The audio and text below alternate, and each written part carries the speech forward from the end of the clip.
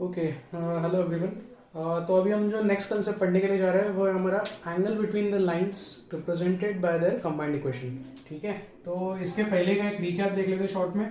हमें पता है कि अगर A X square plus 2hxy plus B Y square is equal to 0, ये हमें पता है ये क्या होता था, combined equation of pair of lines passing through origin. Obviously कब रहेगा, जब डेल्टा हमारा 0 रहेगा, और दूसरी कंडीशन क्या होती थी, एच स्क्वायर जो हमारा greater than equal to A B होना चाहिए तब। ठीक है, तो अब ये होने के तो ये चीज़ हमें ऑलरेडी पता है। तो यहाँ से क्या होता था, हमारे पास कोई ना कोई दो लाइन आती थी, एक लाइन ऐसी एक लाइन ऐसी। ये लेट्स से इसका स्लोप अगर m1 हो गया, इसका स्लोप अगर m2 हो गया, दोनों की दोनों लाइन हमारी क्या है, ओरिजिन से ही पास कर रही है। ठीक है, तो m1 m2 और ये a h और b, हम इनमें हमारे पास रिलेशन आता था। रिलेशन क्या आता था, पहला रिलेशन होता था m1 plus m2 is equal to क्या आता था, minus of 2h upon b। और जो m1 m2 है इसकी वैल्यू किसकी इक्वल आती थी, हमारे पास a अपॉन b के इक्वल आती थी। ठीक है, तो ये हमारे पास बेसिकली अब तक का जो डेटा है वो नोन है। ठीक है, अब हमें क्या करना है, बेसिकली भी इन दोनों लाइन के बीच में कोई एक एंगल रहेगा ना, थीटा। ठीक है, हमें क्या करना है, ये थीटा फाइंड आउट करना है कि सपोज अगर सेकंड डिग्री में होमोजेनियस इक्वेशन दिया है, मतलब pair of line passing through origin, तो ये जो दोनों लाइन को रिप्रेजेंट करने वाला इक्वेशन है, तो ये दोनों लाइन के बीच में जो एंगल है वो क्या है। तो उसके लिए हम फॉर्मूला निकालेंगे, अभी डिराइव करेंगे। डिराइव करने का जो फॉर्मूला है बस हमें क्वेश्चंस में डायरेक्टली फॉर्मूला का ही यूज करना है। ठीक है, तो एक बार हम लोग ट्राई करते हैं उसको डिराइव करने के लिए।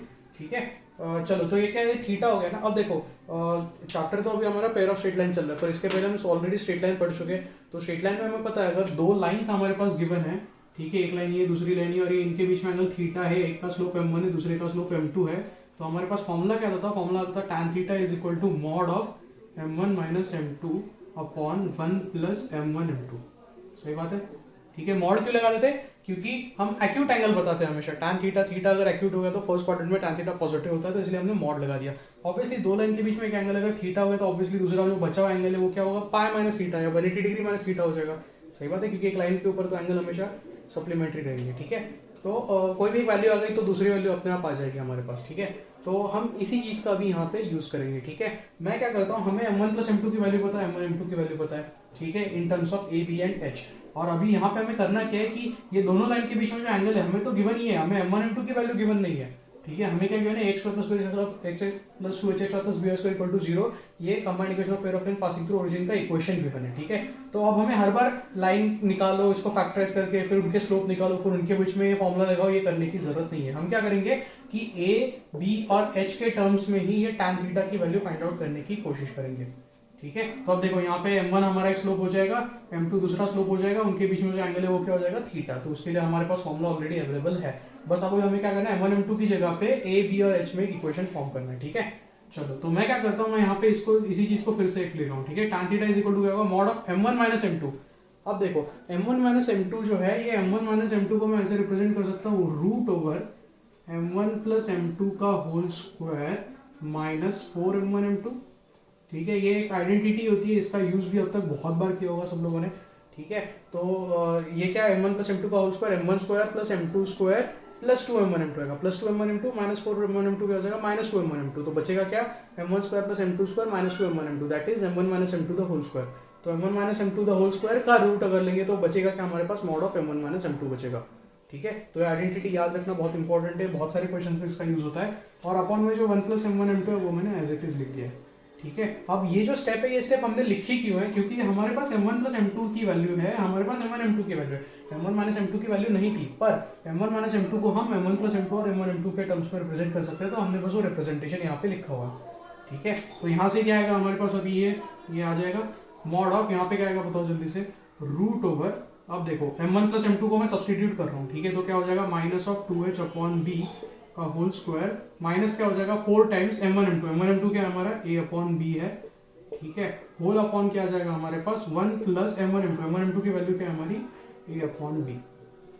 ठीक है, तो यहाँ से आएगा क्या अल्टीमेटली हमारे पास, अब देखो 2 स्क्वायर, ये तो माइनस का प्लस हो जाएगा सबसे पहले होल स्क्वायर करके, तो उसके बाद 2 स्क्वायर 4 हो गया, तो 4 कॉमन निकाल के बाहर क्या आ जाएगा हमारे पास, 2 आ जाएगा। तो ये क्या हो जाएगा, mod of 2 times root over. अब देखो रूट ओवर देखेंगे तो यहाँ पे क्या हो गया, H square upon B square minus क्या हो जाएगा, ए अपॉन बी हो जाएगा, whole upon 1 plus A upon B. तो 1 plus A upon B LCM ले ले तो क्या हो जाएगा, ए प्लस बी हो जाएगा, अपॉन में बी आ जाएगा हमारे पास। सही बात है। अब ये रूट के अंदर एलसीएम लेंगे बी स्क्वायर का, तो यहाँ पे क्या करना पड़ेगा, बी से मल्टीप्लाई करना पड़ेगा, बी से डिवाइड करना पड़ेगा, ठीक है। तो बी स्क्वायर एलसीएम लेके रूट के बाहर बी बन जाएगा, ये बी और ये डिनोमिनेटर वाला भी कैंसिल हो जाएगा। तो अल्टीमेटली आएगा क्या हमारे पास, mod of 2 times root over, यहाँ पे बी स्क्वायर एलसीएम लिया तो यहाँ पे तो एच स्क्वायर ही रहेगा, माइनस में क्या होगा यहाँ पे ए इंटू बी, इनका प्रोडक्ट हो जाएगा, H square minus A B हो जाएगा, और होल अपॉन क्या बचेगा हमारे पास, बी भी कैंसिल हो चुका है, तो बस ए प्लस बी बचेगा। समझ में आ रहा है। तो जो फॉर्मूला आएगा हमारे पास, फॉर्मूला क्या आएगा, tan theta is equal to 2 root over H square minus A B upon A plus B, ठीक है।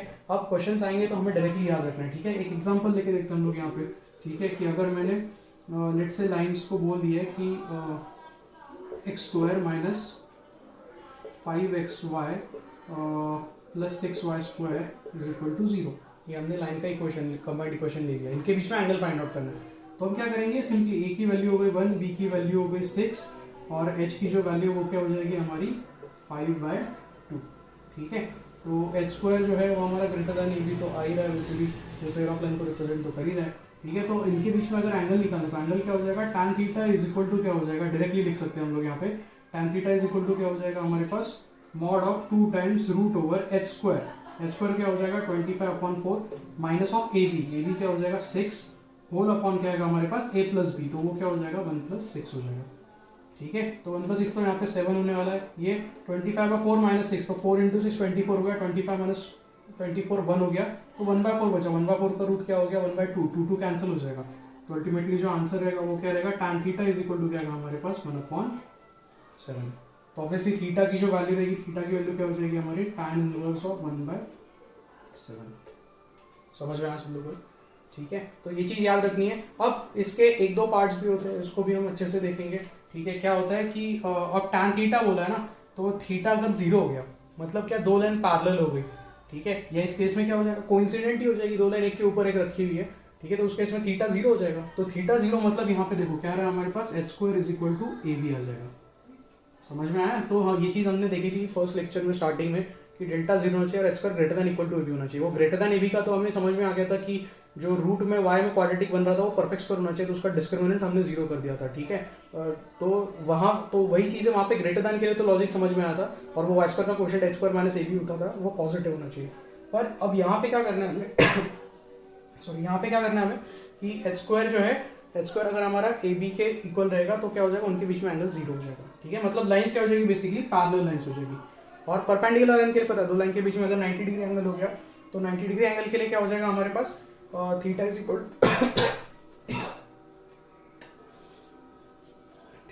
टू π/2 हो जाएगा। तो थीटा अगर π/2 हो गया तो क्या होगा, a प्लस बी हमारा 0 हो जाएगा, ठीक है। तो अगर a plus B is equal to 0 हो गया तो लाइन क्या हो जाएगी हमारी, परपेंडिकुलर हो जाएगी, ठीक है।